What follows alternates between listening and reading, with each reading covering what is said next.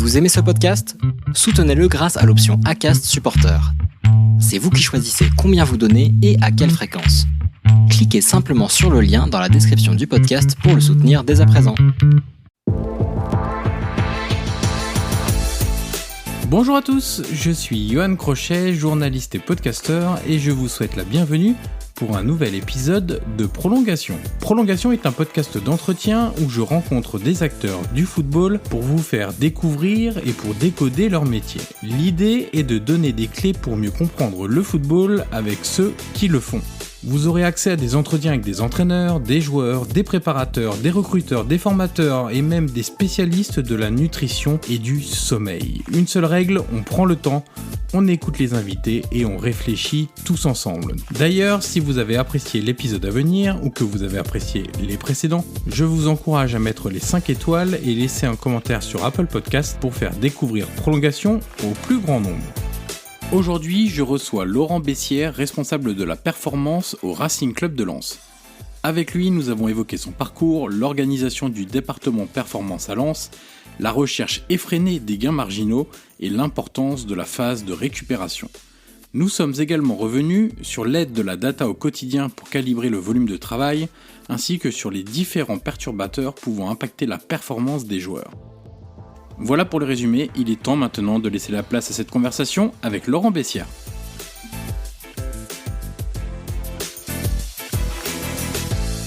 Bonjour Laurent Bessière et bienvenue dans le podcast Prolongation.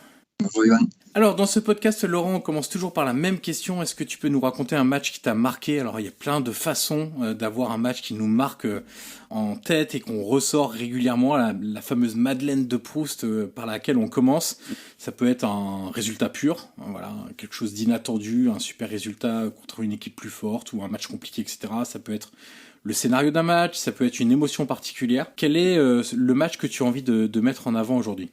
Alors, c'est assez compliqué parce que tous les matchs sont particuliers, surtout depuis que j'ai accédé au monde professionnel, de mon premier match avec le Stade de Reims contre Marseille à ce dernier match ce week-end au Vélodrome contre Marseille également.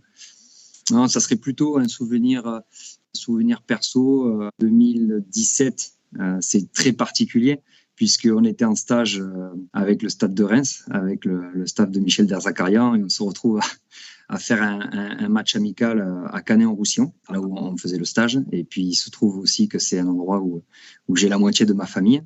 Et en fait, sur la discussion de fin de semaine sur les temps de jeu des joueurs, en fait, tout simplement, il manque une petite demi-heure pour jouer. On n'arrivait pas à trouver de joueurs. Et puis, Michel se retourne vers moi et il me dit « Lolo, est-ce que ça te dit de faire un match avec le Stade de Reims ?» Voilà. Et donc, je me suis retrouvé à Canet-en-Roussillon à faire un match sous les couleurs du Stade de Reims. C'est pas très glorieux. Bon, on a gagné quand même, on a gagné 4-1. Mais c'est un super souvenir parce que je l'ai pris avec beaucoup de bonheur. J'ai essayé d'en profiter. Et puis, ça me permet aussi de laisser un petit message pour Michel le foot, il est fait ainsi. Ça s'est pas forcément super bien passé ces derniers jours avec Brest. Donc, une petite dédicace à Michel qui est une très, très, très, très bonne personne. Oui, puis il y aura, je pense, aucun mal à rebondir compte tenu de son CV. Je l'espère, et puis également de son travail. Ouais, exactement. C'était contre quel adversaire, ce match amical ? Canet-en-Roussillon. D'accord, ok, donc c'était contre les locaux. Ok, très bien. Voilà, exactement. On avait fait un stage d'une semaine, on était arrivés, super temps, les installations étaient plutôt agréables et on avait fait un très bon stage. Bon, après, derrière, à la sortie, on se fait sortir en Coupe de France quand même. D'accord, ok. À la fin de ce match-là. J'aime bien demander à mes invités comment le football est entré dans leur vie. Alors, généralement, quand c'est un ancien joueur, c'est assez facile parce que il me dit parfois, j'étais en centre de formation et ça a été très rapide. Toi, c'est arrivé comment ? Dans quel contexte ? À quel moment tu t'es intéressé au foot ? Est-ce que c'était d'abord une passion jouer ? C'est-à-dire que tu jouais comme beaucoup d'enfants ? Ou est-ce que c'était plus une passion, regarder à la télé, lire tout ce qu'il y a sur le football, s'intéresser à tous les joueurs, etc., etc. Non, c'est plutôt une passion jouer. En vérité, j'ai commencé par le basket à l'âge de 5 ans. À l'âge de 5 ans, j'étais plutôt dans le profil de me démarquer parce que c'était un sport qui me plaisait. Effectivement, il y avait beaucoup de personnes qui faisaient du foot. Et puis, en fait, ma famille, mon père, mon oncle, mon grand-père, ils faisaient tous du foot. Donc, à l'âge de 7 ans, j'ai continué les deux en parallèle. Je me suis mis au foot et puis j'ai été piqué parce que après, j'y ai joué J'y ai joué tout le temps et j'ai pas arrêté et je suis jamais sorti du football depuis. C'était l'esprit rebelle de l'enfance de se démarquer. Ouais, et puis c'était sympa le basket aussi. Ouais, exactement. Ouais, c'est vrai. C'est un sport. J'avais un copain qui faisait du basket.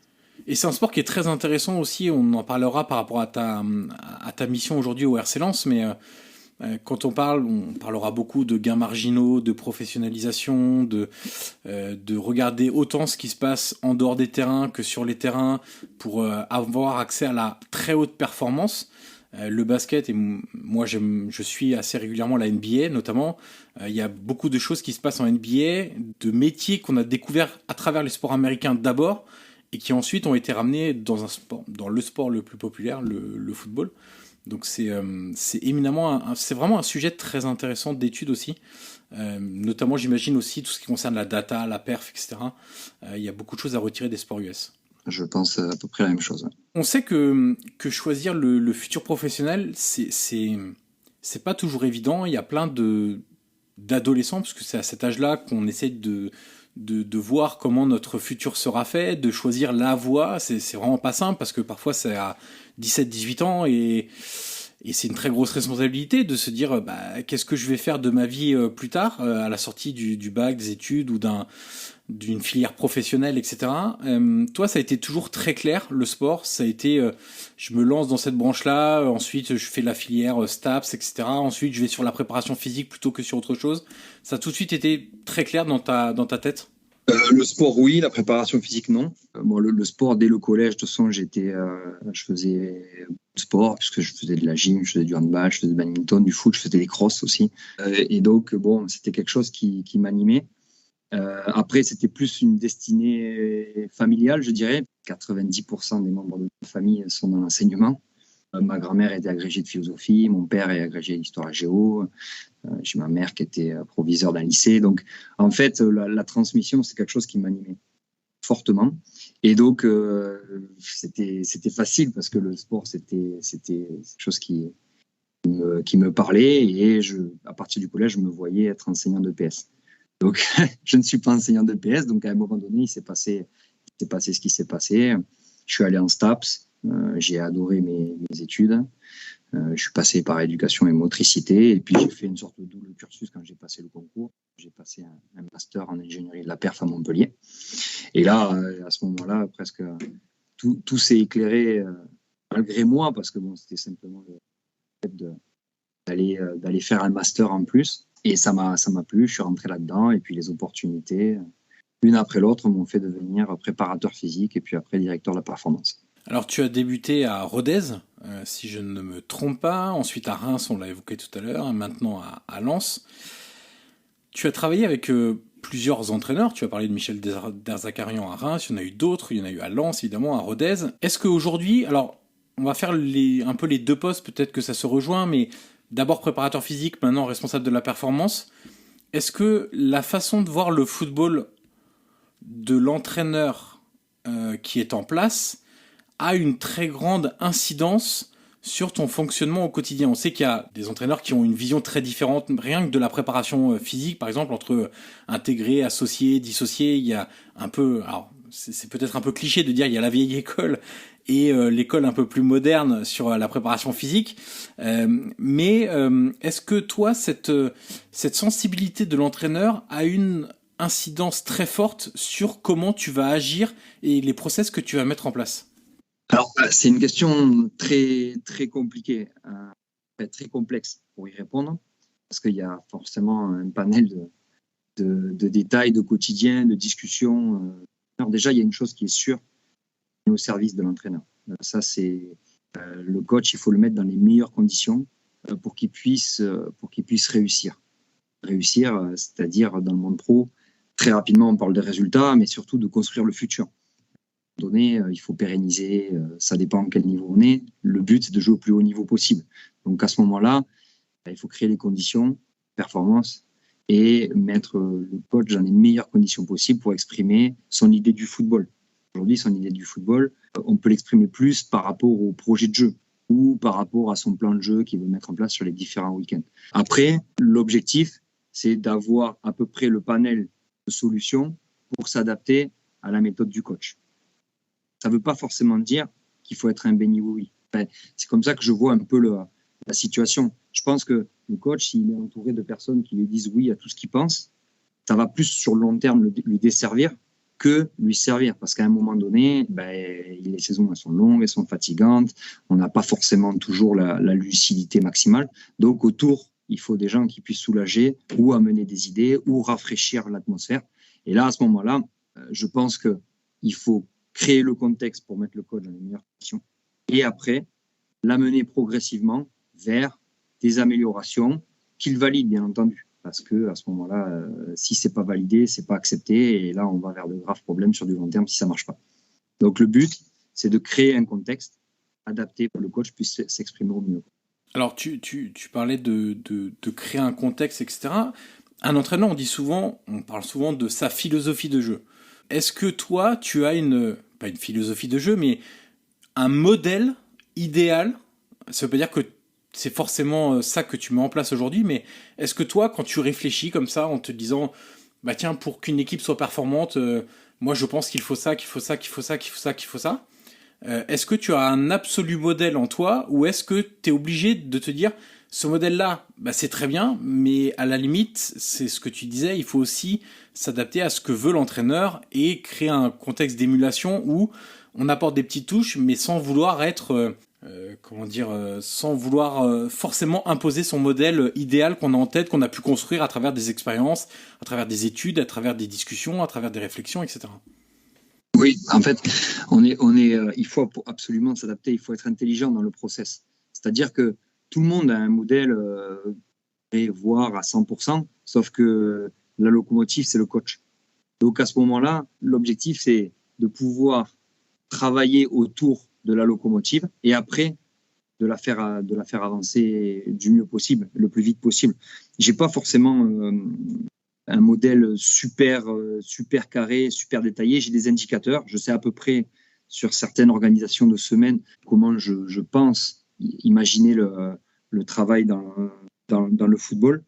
Déjà, moi, ce qui m'anime, pour avoir travaillé, pour être intervenu dans différents sports co, le football, il est incomparable.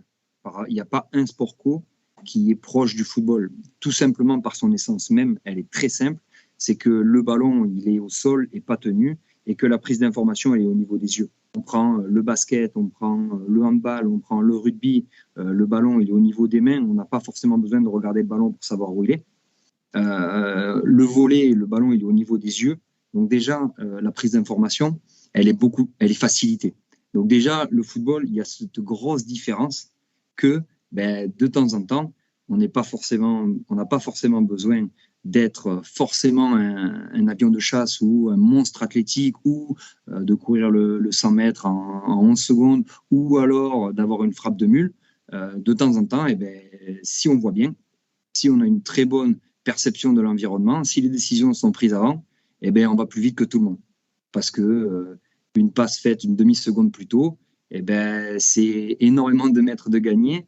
5 mètres à gagner sur un sprint ou un déplacement, des fois, c'est une vie de travail. Donc, en fait, rien que sur cette conception-là, déjà, ça change un peu la vision. Donc après, ça ne veut pas dire, je ne pense pas que le travail physique proprement dit est inutile. Mais là, ça m'amène à me dire que dans les semaines, laisser la place au projet de jeu du coach le plus souvent possible, ou en tout cas le plus de temps possible, pour que les joueurs puissent se l'approprier. Et ça, déjà, c'est mon modèle de base au niveau athlétique. Après, aujourd'hui, avec le matériel qu'on a à disposition, notamment les GPS, donc pour les données, je dirais, plutôt objectives, ça nous permet d'avoir des charges d'entraînement plutôt adaptées pour réguler le niveau de forme des joueurs. Avant de rentrer dans ton quotidien, peut-être ce qu'on peut commencer à faire, c'est une définition de ton rôle aujourd'hui. Responsable de la performance, on va y venir tout à l'heure, c'est assez récent dans le football. Il y a des pays qui étaient un petit peu plus en avance, anglo-saxons, etc. En France, c'est un peu plus récent. Sur quel domaine intervient un responsable de performance aujourd'hui ?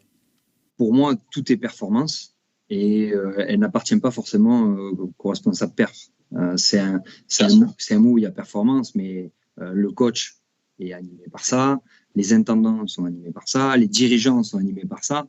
aujourd'hui, responsable, directeur perf, manager de la perf, enfin, tous ces termes-là, il y a performance dedans, mais ils n'ont pas l'exclusivité de la performance. Déjà. Donc après, ça va dépendre en fait de la situation de la personne dans le club et les prérogatives qu'on veut bien lui laisser.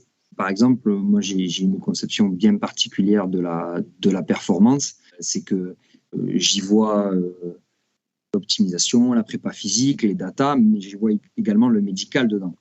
Je pense que après c'est ma vision de la chose, bien entendu, et je vois le médical à 200% dans la performance, parce que ils sont nécessaires à la performance et ils doivent être alignés avec ce critère-là de prise de risque, de performance, de discussion. Ça ne veut pas dire qu'il faut les joueurs à l'abattoir ou prendre des risques inconsidérés ou inconsidérables, mais malgré tout, on est dans un métier où il faut performer le plus longtemps possible et le plus haut possible. Donc à ce moment-là, les visions doivent être alignées. Et je pense que dans la définition de la performance, par exemple, le secteur médical a sa part de travail et de succès, en espérant de succès, quoi. Alors justement, pour préparer cet épisode, j'ai regardé un séminaire de la FFF auquel tu avais participé et dans lequel tu détaillais un petit peu l'organisation du département performance au RC Lens. C'est intéressant parce que justement il y a le secteur médical dedans, pour rebondir sur ce que tu viens de dire. Est-ce que tu peux nous présenter un peu l'organisation et les personnes qui la composent pour que les gens comprennent bien aujourd'hui qu'est-ce que tu chapeautes et qu'est-ce qui est aujourd'hui alloué en tant que performance au sein du RC Lens? On avait imaginé donc avec les dirigeants 3 pôles avec un 4e pôle qui devait se rajouter sur moyen terme. Donc les 3 premiers pôles, c'était le secteur médical où on a un médecin, 4 kinés, un ostéo, 2 podologues et puis tous les intervenants extérieurs puisqu'on a dentiste, on a passé des partenariats avec pharmaciens, biologistes, ophtalmo pour pouvoir prendre en charge très rapidement les joueurs, radiologues, cardiologues, en fait, tout ce qu'il doit y avoir dans les clubs de foot. Après, le 2e pôle, c'est le prépa physique et data. Dans ce pôle-là, on a 3 préparateurs physiques, un analyste vidéo et un data analyst. Et le 3e pôle, c'est le pôle optimisation, où dedans, on a une diététicienne, une psychologue, un professeur de yoga et une enseignante de langue. Faire avancer les joueurs qui parlent moyen bien le français. Et le 4e pôle qu'on devait rajouter si tout allait bien fonctionner, c'était le pôle développement, avec l'idée d'essayer de mettre en place la méthode de travail des pros sur la formation. D'accord, ok. Donc l'optimisation, en fait, le pôle optimisation, c'est un peu tout ce qui concerne le hors-terrain, mais qui a une influence sur le terrain. On détache un petit peu les choses, mais psychologue, nutritionniste, c'est pas lié à un aspect technico-physique, entre guillemets, qu'on voit tout de suite sur le terrain, mais ça a quand même une influence sur la performance. Bien sûr. C'est des personnes qui apportent aux joueurs pour répondre à leurs besoins. Et ça, c'est quoi? C'est dans l'esprit, c'est consultatif, c'est obligatoire, tout ce qui est. T'as parlé de, genre, je sais pas, c'est un ou une professeure de yoga. Est-ce que c'est à la discrétion de la volonté des joueurs ou est-ce que c'est fortement conseillé? Est-ce que c'est obligatoire? On a mis un logique ou un process, on appelle ça comme on veut, assez logique sur la saison, en collaboration bien sûr avec le coach, avec l'acceptation du coach, bien entendu. Sur toute la prépa, quand elle vient, c'est obligatoire. Elle vient sur des demi-journées, on fait 3 groupes, 10 dizaines de joueurs, et elle vient leur faire 3 fois 1 heure de yoga. Et à partir de la saison de compétition, en fait, c'est toutes les semaines, mais avec une obligation pour certains types de joueurs, notamment les jeunes, ils ont yoga toutes les semaines. Et 1 fois par mois, en fait, on se retrouve sur demi-journée obligatoire pour tout le monde. Alors ça, on le trouve pas dans tous les clubs. Est-ce que c'est une sensibilisation personnelle qui vient de toi ou est-ce que c'est le fruit de, je sais pas, de lectures que tu as pu avoir, de retours d'expérience? Parce que dans ce podcast-là, j'avais eu Olivier Dalloglio et lui est très branché là-dessus aussi, sur yoga, sophrologie, etc. Des choses qu'il a testées d'abord sur lui-même et ensuite, quand il discutait avec ses joueurs qui avaient différentes problématiques, il pouvait les conseiller ou leur proposer une solution de ce type-là pour essayer soit de résoudre des problèmes, soit d'aller encore plus dans le bien-être, dans le développement, etc. C'est un peu tout. Je vais pas m'approprier ça. Moi, en étant à Rennes sur mes dernières saisons, je m'étais mis au yoga personnellement. Et le coach est sensibilisé à ça, sur le développement perso. Et donc, quand j'arrive à Lens, on a une professeure de yoga qui intervenait à la formation. Et donc, on en parle et il souhaitait qu'on mette ça en place. Donc, on a réfléchi à l'organisation et on l'a intégré pour l'optimisation. Ok. Est-ce que finalement, ce poste-là de responsable de la performance, avec d'autres possibilités, comme tu l'as évoqué, dans la sémantique et l'utilisation des mots qu'on peut choisir évidemment de manière un peu différente, est-ce que c'est pas le poste le plus transversal dans un club ? Parce que tu as évidemment l'intérêt pour le médical, l'intérêt pour la prépa physique, tu as l'intérêt pour le développement personnel. Tu mixes beaucoup quand même de compétences et de pôles différents. Alors évidemment qu'un entraîneur est au-dessus de tout le reste du staff technique et doit aussi avoir cette sensibilité-là, mais l'intérêt d'un staff technique, c'est aussi d'avoir des experts à côté, et l'entraîneur peut s'appuyer sur les recommandations, l'expertise, les conseils, etc. Mais est-ce que le responsable de la performance, c'est pas un des postes, si ce n'est le poste, le plus transversal dans un staff au sens très large dans un club ? Ça dépend toujours des prérogatives. Après, ça serait quand même prétentieux d'affirmer une telle chose. Moi, je pense qu'il y a des postes qui sont transversaux également. Je dirais directeur sportif. Je dirais aujourd'hui, Franck, coach, prend la place de manager général. C'est quelque chose d'ultra transversal sur l'ensemble du club, avec, je pense, des réunions, des décisions à prendre sur pas mal de secteurs. Après, quand c'est transversal, il n'y a pas de surhomme. Là où il faut être efficace, c'est dans le management disons. Et avoir les bonnes personnes au bon endroit pour être sûr que le travail soit correct et que la direction et le sens soient suivis pour le bien du collectif et pour le bien de la performance. Aujourd'hui, j'ai ce poste-là au club, mais en aucun cas je suis spécialiste de yoga, en aucun cas je suis meilleur que la diète, ou j'ai plus de compétences qu'elle au niveau de la diététique, en aucun cas j'ai plus de compétences que le prépa qui passe 10 heures par jour en salle, alors que j'en ai fait également avant, mais en aucun cas j'ai plus de compétences que celui qui s'occupe de la réathlétisation sur le terrain, ou la personne qui est sur le groupe maintenant à travailler sur les échauffements et sur le travail individuel. Et j'ai eu la chance de passer dans ces différents postes, mais à terme, quand on commence à manager, il faut bien comprendre que le but, c'est de mettre les experts dans de bonnes conditions pour qu'ils puissent s'exprimer, que les gens vivent bien ensemble, tout ça pour le service du coach, mais surtout pour mettre le groupe de joueurs et individuellement le plus haut possible. Donc il faut avoir beaucoup d'humilité par rapport à ça. Non, mais même si tu n'es pas expert de tout, tu es obligé, quelque part, vu que tu les gères, tu les manages, tu es obligé d'avoir des compétences quand même sur tout. Oui, mais bon, aujourd'hui, je sais où j'étais, entre guillemets, le meilleur, mais bon, j'ai peut-être quelques compétences partout, mais par rapport au niveau, il faut absolument les bonnes personnes pour les bonnes compétences, parce que c'est pas moi qui vais boucher les trous. C'est les personnes entre guillemets, qu'on va choisir, quoi. Aujourd'hui, quand on parle de performance, il y a souvent un terme qui revient assez rapidement dans la recherche de la performance, c'est les gains marginaux. C'est à quels endroits on peut réussir à être plus performant pour que la performance globale soit encore meilleure, soit plus prégnante. On a parlé de la diététicienne, on a parlé de la prof de yoga, on a parlé d'une personne, d'un prof de français, je crois que tu m'as dit, qui était là pour aider ceux qui arrivent notamment de l'étranger et qui parlent pas français. Il y a quand même à la fois dans les ressources humaines allouées dans les clubs, à la fois dans les process mis en place, il y a quand même des choses qui tendent vers ces fameux gains marginaux qu'on ne voyait pas forcément avant. Moi, il y a un truc. Alors, certains disent c'est des effets de mode, etc. Mais il y a des petites séquences parfois qui sont assez révélatrices, je trouve.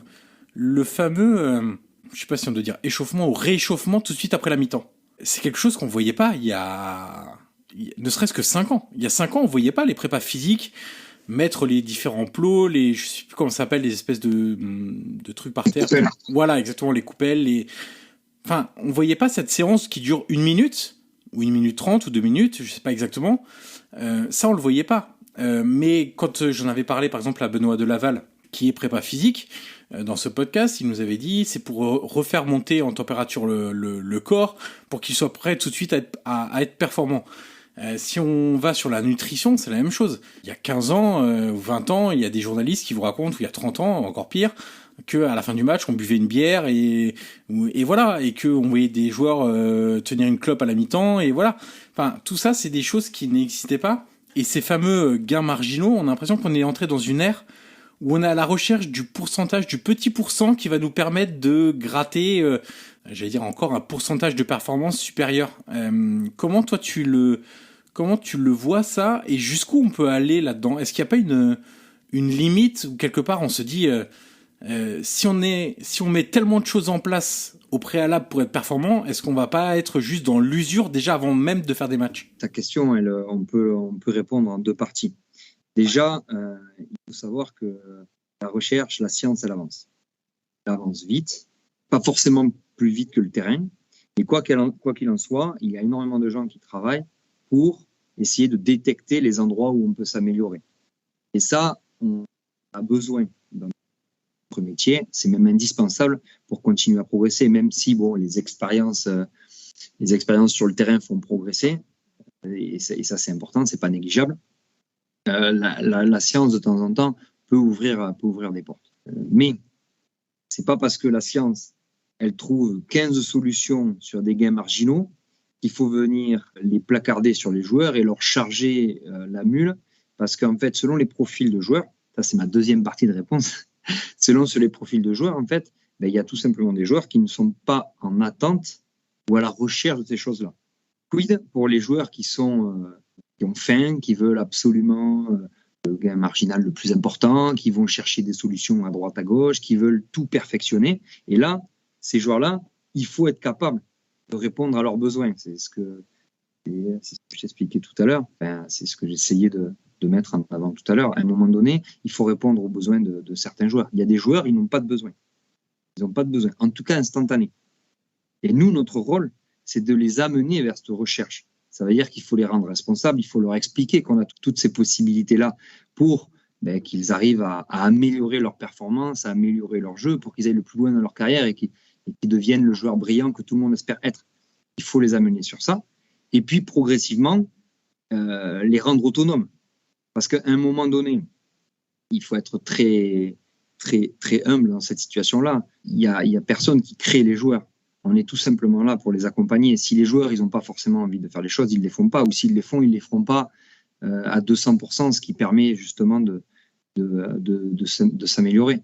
Nous, on est là pour accompagner les joueurs. On est là pour éventuellement leur montrer des chemins, leur proposer des choses.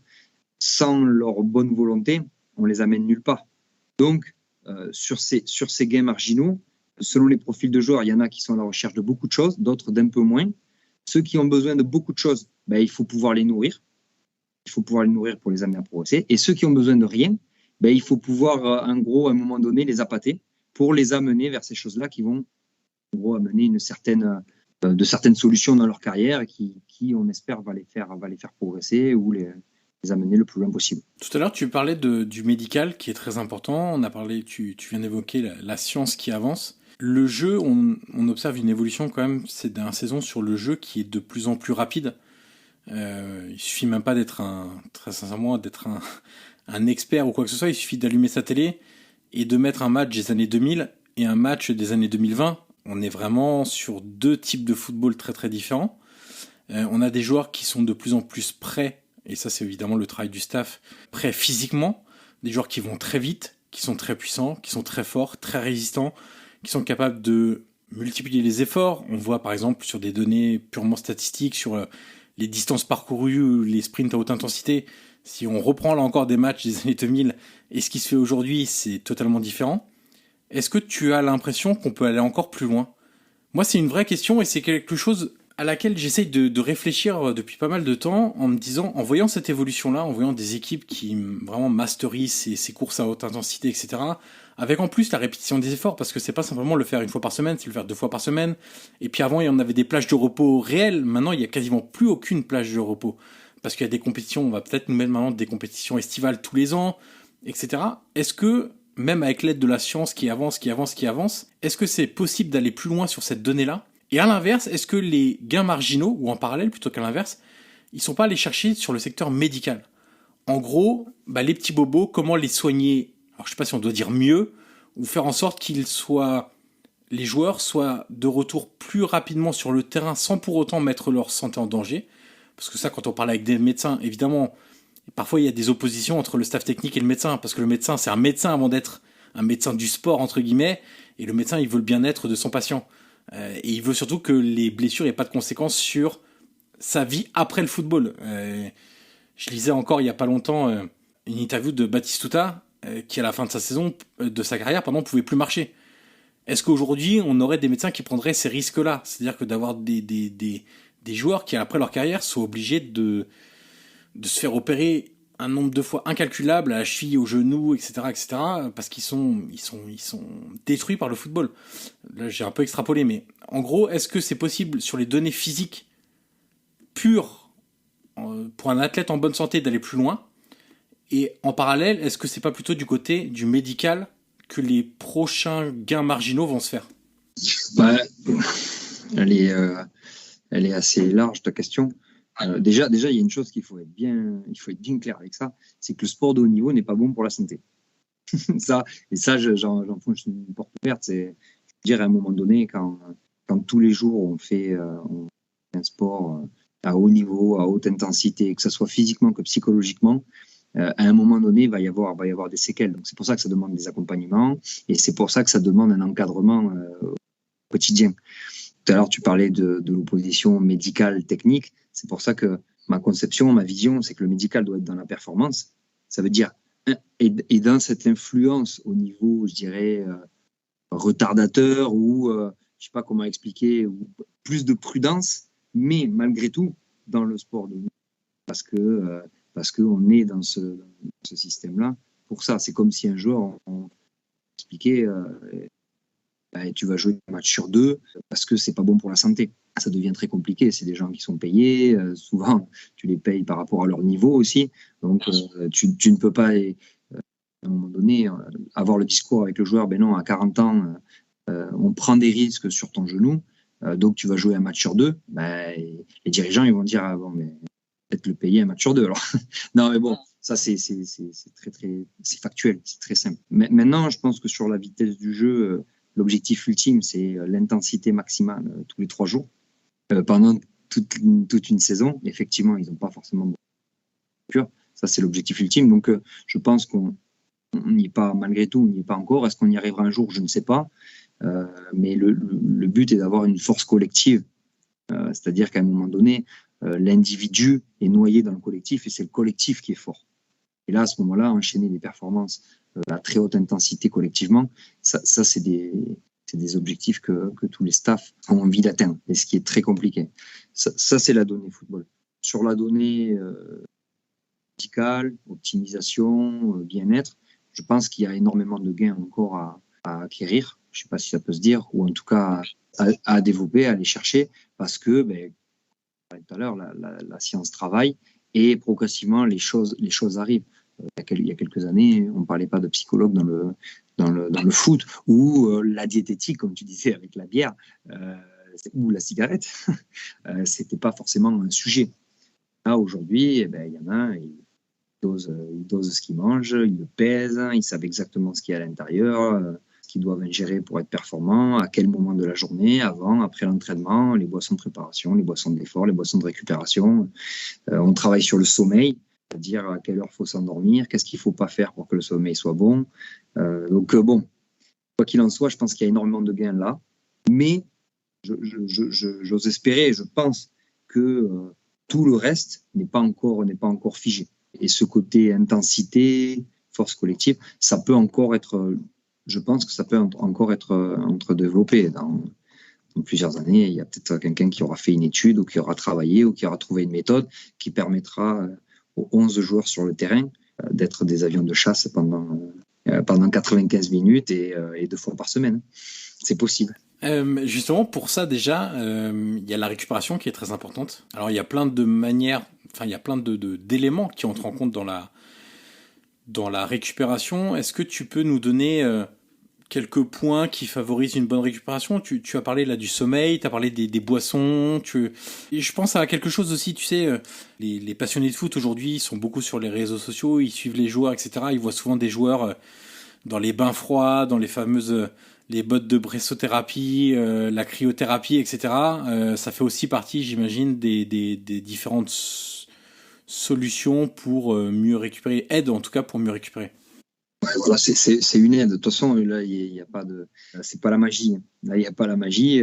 Les deux secteurs sur lesquels il faut être très vigilant, c'est la nutrition, donc complément alimentaire, mais on a aussi les repas et puis ce qu'on donne avant, pendant, après les entraînements, les matchs, et le sommeil.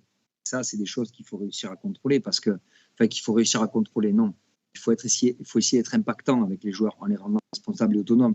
On est dans des générations de joueurs qui ont une vingtaine d'années, une trentaine d'années, souvent des joueurs qui aiment bien les jeux vidéo.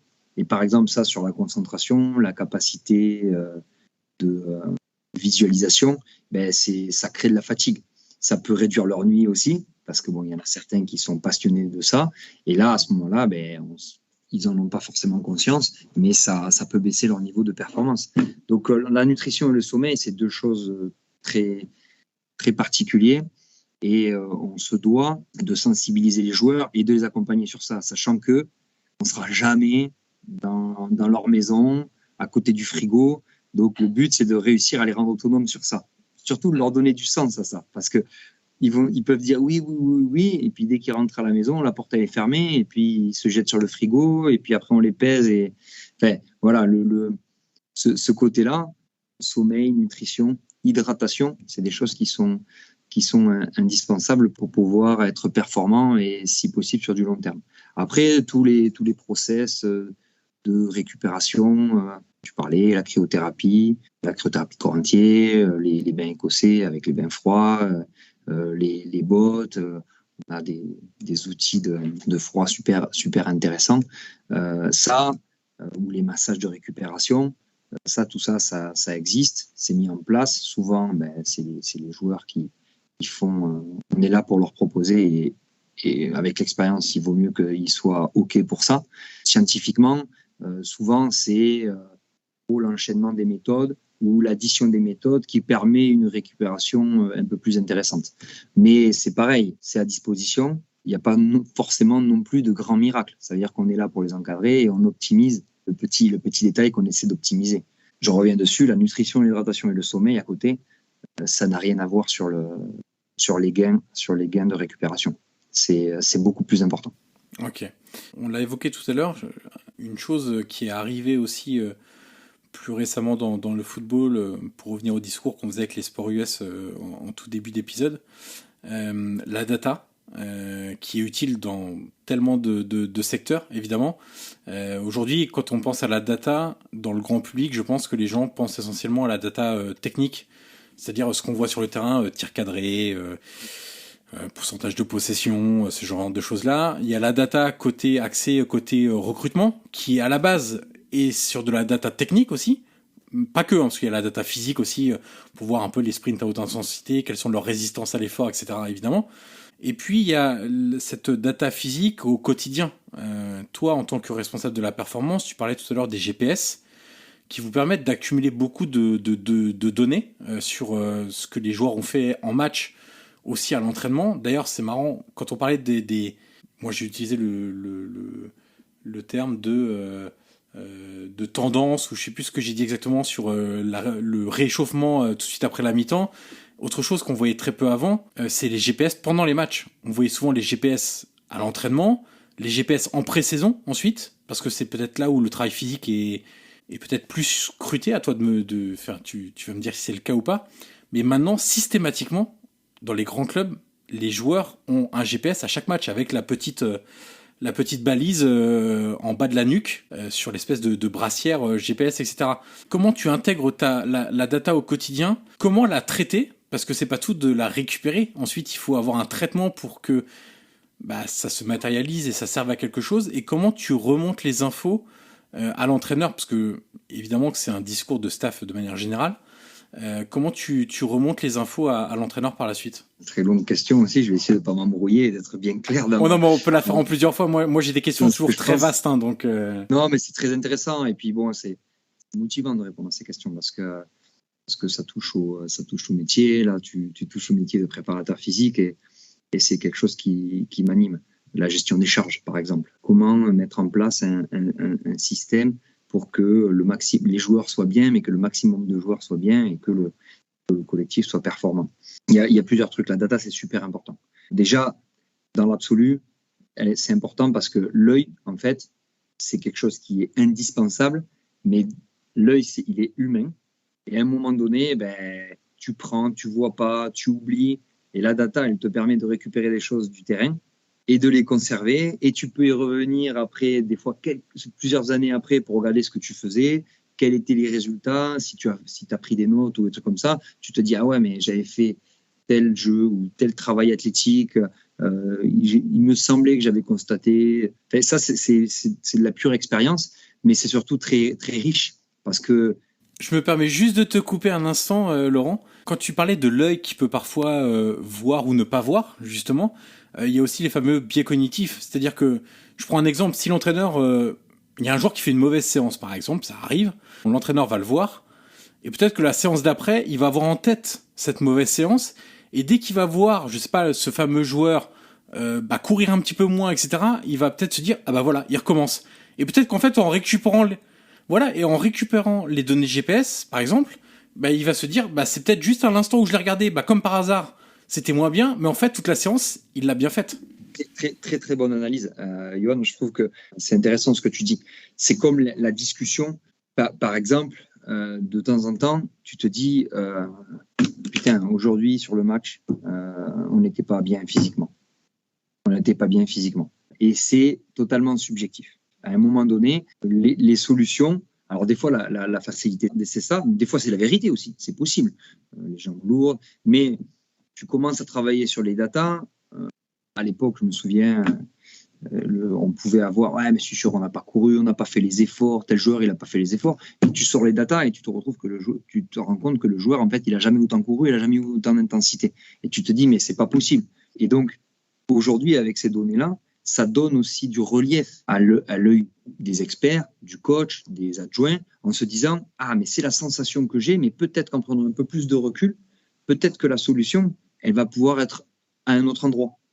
Et là, à ce moment-là, on prend du recul au lieu de faire un focus, en fait, et les solutions commencent à arriver de façon beaucoup plus pertinente et beaucoup plus juste. Bon, ça, c'est pareil, c'est de la littérature, hein. Mais c'est pour donner un exemple sur qu'est-ce que peuvent nous apporter les datas. De temps en temps, les datas, moi, je me souviens, quand j'avais fait ma formation à Clairefontaine, j'ai eu la personne qui nous a encadrés. Je peux donner son nom.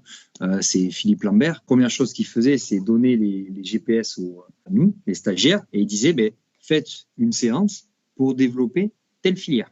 Et donc quand vous développez une filière bien particulière, on mettait les joueurs souvent dans un exercice analytique avec ou sans ballon sur les temps, et on disait, on avait telle filière. On avait le GPS et le cardio. Le soir, quand on sortait les données, complètement à côté de nos pompes. Et moi, je me retrouvais dans une situation où ça faisait 10 ans que je faisais la prépa. J'étais persuadé de développer une certaine filière. Et là, Philippe, et il y avait Alexandre avec lui, Philippe était en train de m'exploser certaines convictions ou certitudes que j'avais. C'était plutôt des certitudes qui étaient complètement à côté de ses pompes. Et donc, à ce moment-là, j'avoue que ce stage-là, cet ensemble, parce que c'était le diplôme de la Fédé de préparation physique, m'a ouvert les yeux sur, en fait, des fois, les certitudes qu'on a qui sont complètement à côté de ses pompes. Et justement, sur le fait que il faut essayer de remettre en question tout le temps ce qu'on pense, parce que l'absolu n'existe pas.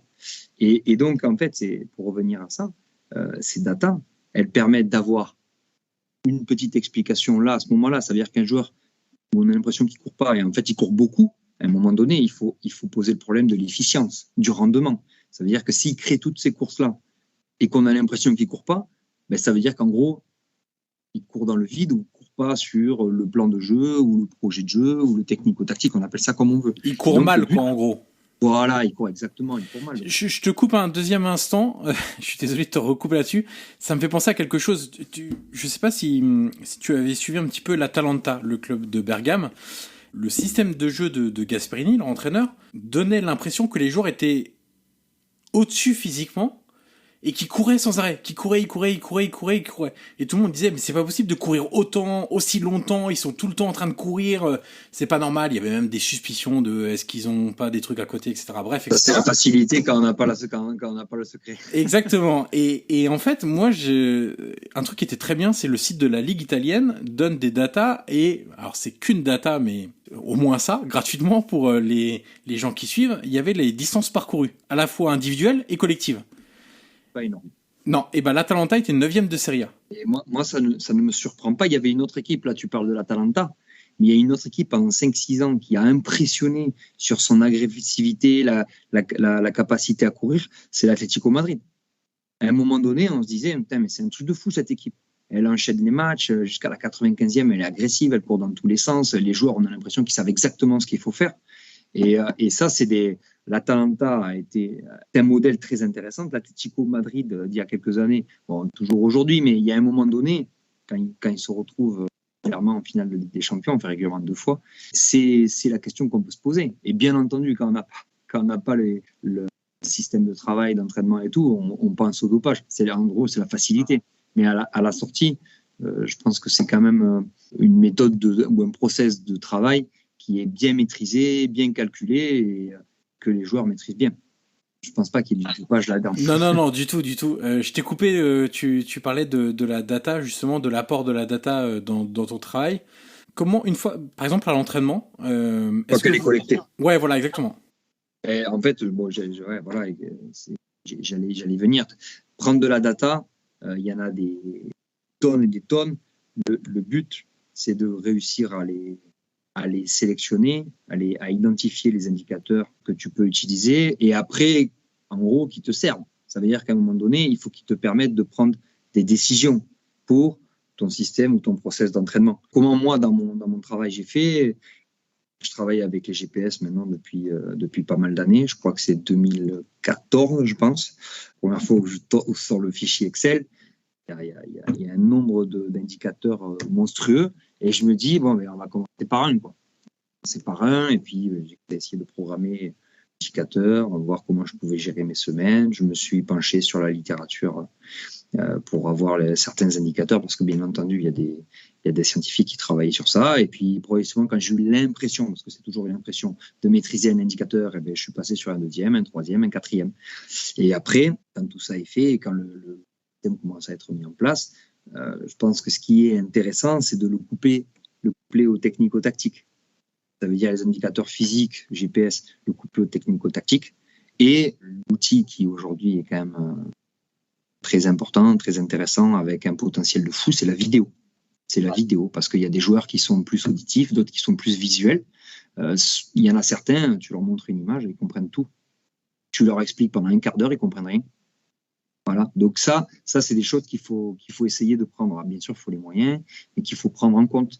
Et puis, derrière, si on arrive à coupler des données athlétiques avec un certain moment ou certaines courses demandées par le projet de jeu ou par le plan de jeu, ça permet de progresser, donner des billes aux joueurs, de travailler avec le staff technique pour améliorer le schéma collectif. Et ensuite, comment tu remontes toutes ces données à l'entraîneur ? Est-ce que tu es très très sélectif sur les données ? Est-ce que les données que tu remontes dépendent de la performance, par exemple, du week-end précédent, sur des choses que tu as pu remarquer ? Ou est-ce que c'est globalement à peu près le même schéma que tu essayes de lui remonter pour qu'il ait des points de comparaison, par exemple d'une semaine à l'autre Exactement. Ça, c'est le plus important. Ça veut dire que le coach, je ne suis pas là pour lui manger la tête avec 50 données parce qu'il a déjà pas mal de choses à penser avec la gestion de son vestiaire, la communication extérieure, la communication avec les dirigeants, le choix de son équipe. Enfin, donc moi, ce que j'essaye, c'est que j'ai travaillé avec 7 ou 8 coachs dans le monde professionnel. Moi, ce que j'essaye au début, c'est de bien cadrer les indicateurs que je peux lui proposer et qui peuvent lui parler. Parce que j'avais pas lui avancer un indicateur que je maîtrise pas. Alors, il m'est arrivé, le coach, il me sortait un indicateur avec qui il avait travaillé, et là, j'y travaille dessus et j'essaie de lui amener. Je donne un exemple. Par exemple, Michel Dazakarian, quand on a travaillé à Reims, au début, il me demande tout. Il demande tout. Ben, donc, je lui ai tout sorti. Voilà, je lui ai donné. Et après, au bout d'un moment, j'ai dit, une relation de confiance qui se crée avec le coach. À un moment donné, je lui explique, Michel, on ne va pas rester avec tous ces indicateurs-là, parce que toi, il te faut des indicateurs qui te parlent et qui te permettent d'aller vite à l'essentiel. Et donc, on sélectionne. Moi, je travaille avec le maximum d'indicateurs que je maîtrise pour proposer les charges d'entraînement, les profils de séance, etc., hein, sur le physique, technico-tactique, je dirais. Et lui, il lui faut des indicateurs pour pouvoir comparer toutes les séances, comparer les semaines ou comparer les matchs entre eux, très simplement. Et donc, ça dépend des sensibilités personnelles des différents coachs. Le but, comme je te disais au tout début, c'est de pouvoir répondre de la façon la plus adaptée à la demande du coach. Est-ce que tu peux nous donner quelques exemples d'indicateurs qui, pour toi, sont assez importants ? Oui, en fait, je peux te... Les distances totales, les accélérations, les différents niveaux d'accélération ou décélération. Tu as les distances faites au-dessus d'une certaine vitesse ou de certaines vitesses. Ça dépend les paliers, les seuils qu'on met. On peut travailler aussi avec des indicateurs un peu particuliers, avec les équivalences distance ou les player load. Je te donne un exemple, par exemple, très simple. Tu peux travailler sur les courses en profondeur dans ton projet de jeu et la définition de la course en profondeur. Et la définition de la course en profondeur, ça peut être le fait d'attaquer la dernière ligne, mais est-ce que tu mets un critère physique sur la qualité de la course en profondeur ? Est-ce que tu travailles sur la vitesse ? Est-ce que tu travailles sur un seuil d'accélération ou un seuil de changement de direction, par exemple ? Et là, à ce moment-là, ça permet de coupler le technico-tactique et le physique. Et par exemple, sur un match avec une analyse bien précise, tu peux regarder si éventuellement tu as fait un match un peu moins intéressant parce que tu n'as pas fait le nombre de courses de profondeur que ce que tu avais l'habitude de faire. Ça veut dire effectivement faire reculer l'équipe adverse, les tamponner, les faire travailler. Et si tu es resté un peu, par exemple, dans le cœur du jeu où tu t'es fait attraper, cette solution-là, tu ne l'as pas utilisée alors qu'elle aurait pu te permettre de faire un meilleur match ou de sortir avec un meilleur résultat. Par exemple, c'est coupler en fait les données technico-tactiques avec des données athlétiques qui te permettent d'avoir un certain relief sur ton analyse du jeu. Là, on vient de parler de comment tu faisais remonter les informations à l'entraîneur. Est-ce qu'il y a aussi la remontée d'informations directes aux joueurs dans ce que tu fais ? Tout à l'heure, tu disais il faut réussir à ce qu'ils ressentent le besoin de s'améliorer sur plein de sujets, etc. Est-ce que toi, tu as des échanges directs avec les joueurs après des séances d'entraînement où tu commences à compiler des données, où tu t'aperçois d'un truc qui va ou qui va pas, ou d'un truc qui va très bien d'ailleurs, parce qu'il n'y a pas forcément que des choses qui vont pas. Dans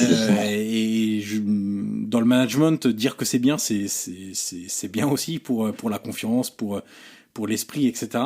Comment tu fonctionnes avec eux ? Je me souviens au début, je leur affichais tous les entraînements avec toutes les datas individuellement. Et en fait, moi, je constatais que c'était pas forcément une très bonne solution parce que déjà, ils se comparaient très très vite entre eux. Ça faisait pas forcément bon ménage tout le temps, selon la situation individuelle de chaque joueur. Et puis, des fois, ça leur mettait un focus sur les données athlétiques, alors que c'est de loin pas forcément le problème le plus important pour eux. Donc ça les détournait, certains ça les arrangeait, et ça les détournait à mon avis de l'essence même de leur travail au niveau technico-tactique, compréhension du projet de jeu et puis écoute du plan de jeu du week-end, quoi. Donc j'ai arrêté ça parce que j'avais plus de problèmes que de gains. Après le but c'est d'essayer d'individualiser par rapport à leurs besoins. Les joueurs ils sont en demande de plein de choses, il y en a certains qui ont besoin des données athlétiques. Quand je leur parle des données athlétiques, je pondère énormément parce que des fois, elles sont très très bonnes et ils sont contents de les donner, mais tu participes à la réunion staff et tu sais qu'au niveau technico-tactique et au niveau, ce que le staff attendait au niveau football de ce jour-là, c'était pas forcément ça. Alors, bien entendu, avec l'expérience aujourd'hui, je vais pas le balancer comme ça aux joueurs.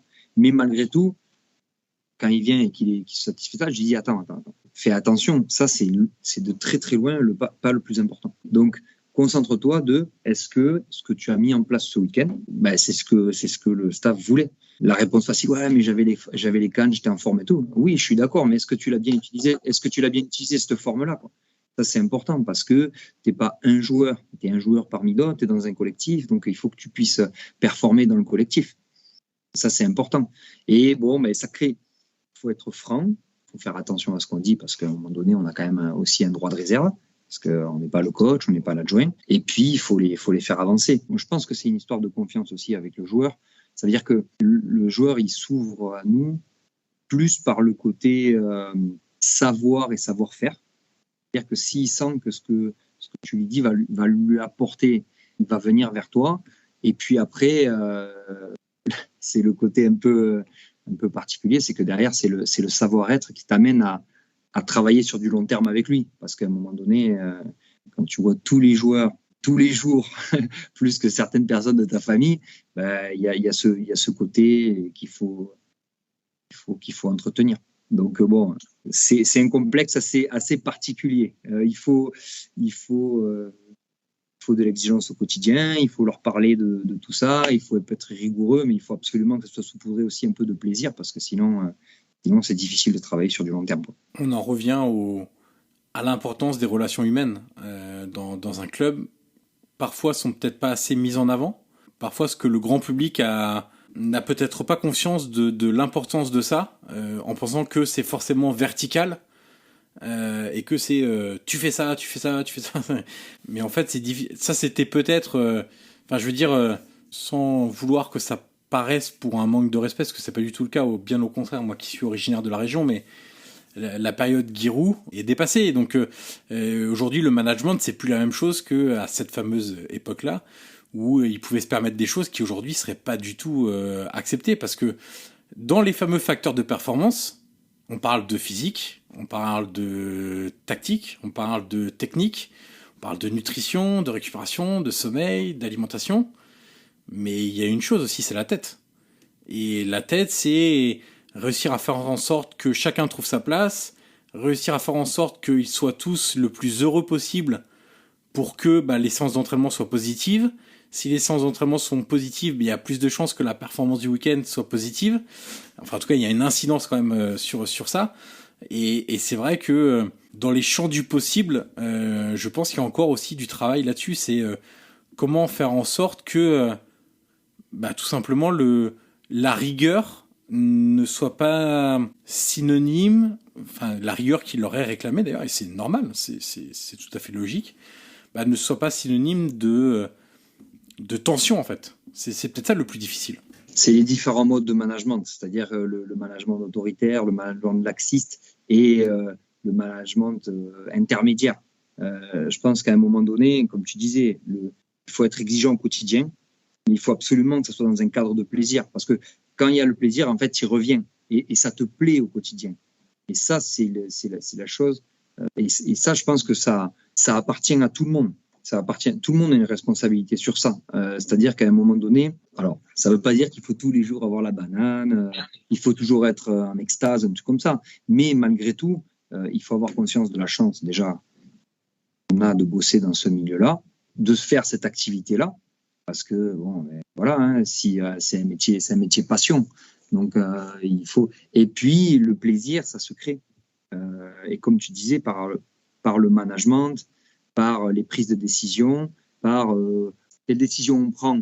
Est-ce qu'on la prend de façon individuelle ou collaborative? Ça, c'est des formes de management qui te permettent d'aller plus loin avec un groupe. Et ça, c'est pas forcément inné. Donc, je pense que ça se travaille. Et je pense que il faut développer ces côtés-là, quoi. Est-ce qu'avec le rythme effréné dans un club de Ligue 1, tu as encore le temps de faire de la veille sur ce qui se fait ailleurs? On a parlé tout à l'heure de l'influence des sports US, qui sont généralement, sans vouloir faire l'ode aux sports US, mais quand même un petit peu en avance sur tout le monde. sur pas mal de sujets, sur les innovations technologiques. Souvent, on pose la question aux entraîneurs, alors le drone, est-ce que vous filmez vos séances et vous les passez sur grand écran après, etc. Parce que le drone, c'est le symbole ultime de la technologie.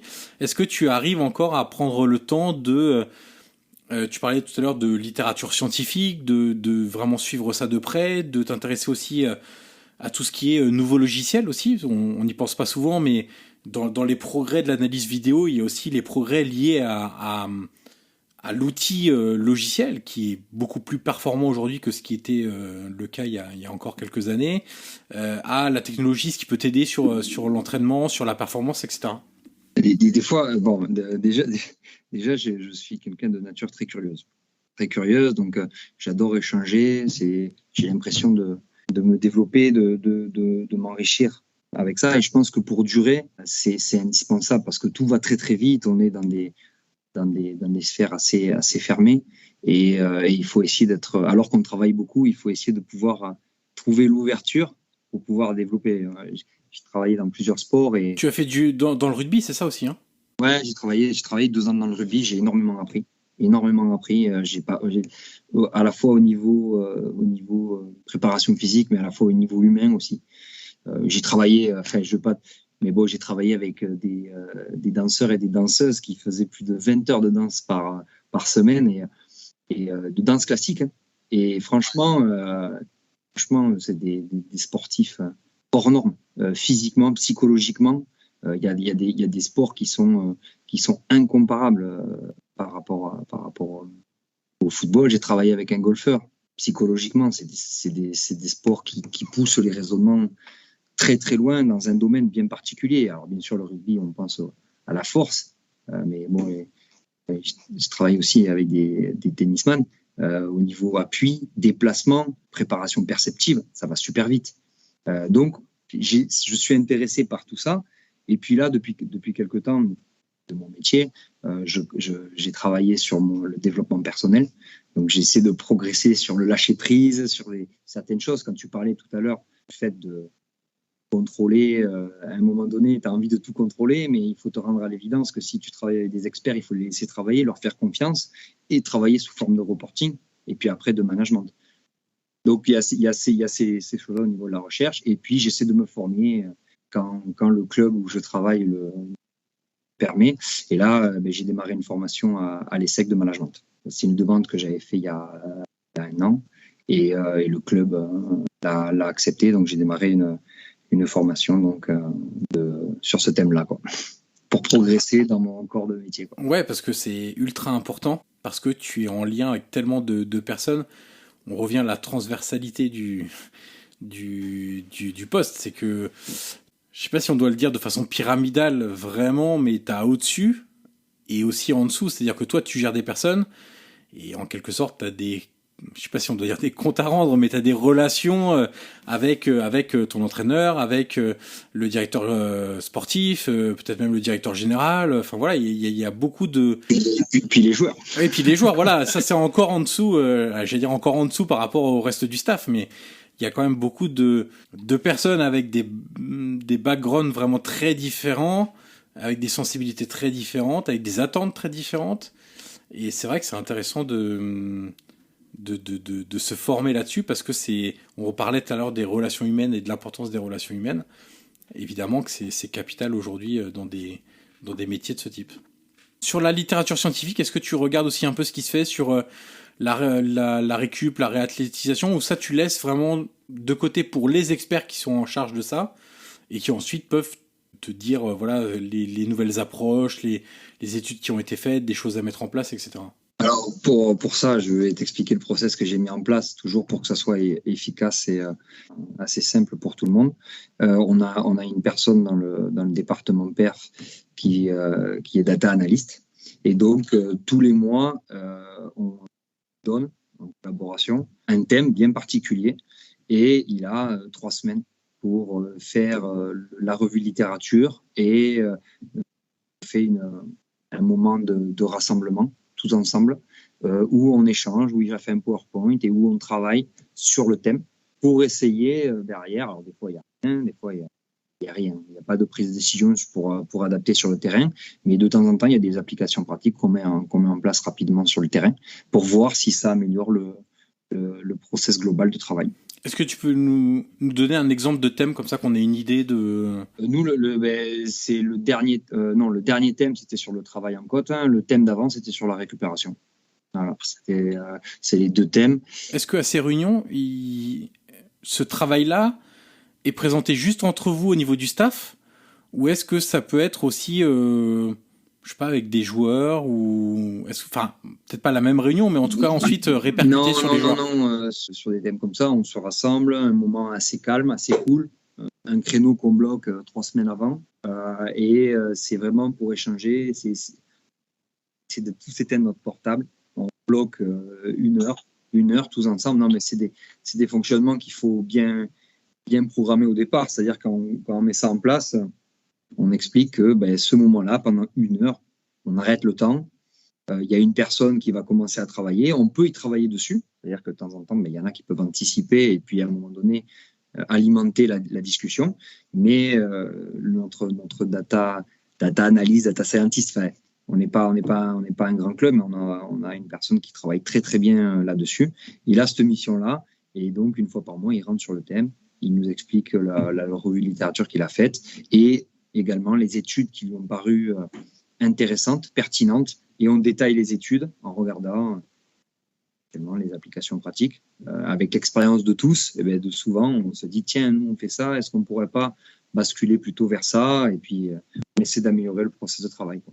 On arrive au bout de l'entretien, Laurent, et la dernière question est toujours la même pour tous mes invités. Qui aimerais-tu entendre dans ce podcast dans les prochaines semaines ?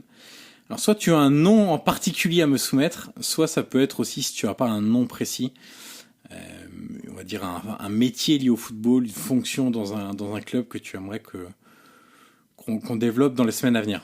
Après, il y a énormément de personnes qui pourraient apporter beaucoup de choses dans tes podcasts. Non, je pense à Franck Thivillier, qui est un cadre de la Fédération française de football, qui fait d'ailleurs les formations cadres et notamment le BEPF à la Fédé, qui participe à la formation de nos coachs. Et je trouve qu'il a une vision très très intéressante sur justement soit les gains marginaux, soit tout ce qui permet d'aller plus loin dans la performance, puisqu'il développe un centre de la performance à la FFF, et je pense qu'il a une vision de la performance qui est intéressante. Ça me fera une nouvelle invitation à lancer. Merci beaucoup Laurent Bessières pour ta disponibilité, pour ton temps et pour la qualité de cet entretien. Et évidemment, on te souhaite à toi ainsi qu'à l'ensemble du RC Lens une très bonne saison, parce qu'on est encore dans le début de saison, on va pas dire fin de saison, une très bonne saison tout court. Merci beaucoup Laurent. Bonne continuation Yohan, à bientôt. Et voilà, c'est terminé. Merci d'avoir écouté cette conversation. Le podcast Prolongation est disponible sur l'ensemble des plateformes audio comme Apple Podcast, Google Podcast, Spotify et Deezer. N'hésitez pas à mettre les 5 étoiles sur Apple Podcast si vous avez apprécié le contenu de cette interview. C'est une étape très utile pour faire découvrir ce podcast au grand public. Vous pouvez également me suivre sur les réseaux sociaux et tous les liens sont dans la description de cet épisode. Je vous dis à très vite pour une nouvelle conversation autour du foot.